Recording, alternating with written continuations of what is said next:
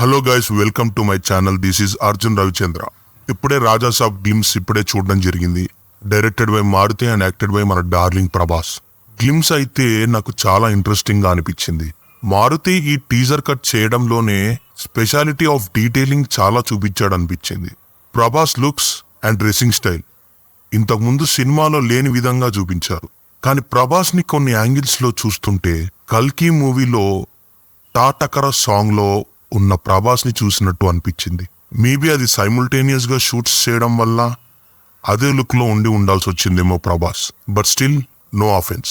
Mirror లో దిష్టి తీసుకునే షాట్ అయితే క్రేజీ అనిపించింది. మారుతి మనకి గ్లిమ్స్ లో క్లియర్ గా ఇదొక హారర్ రొమాంటిక్ కామెడీ అని చెప్పేశారు.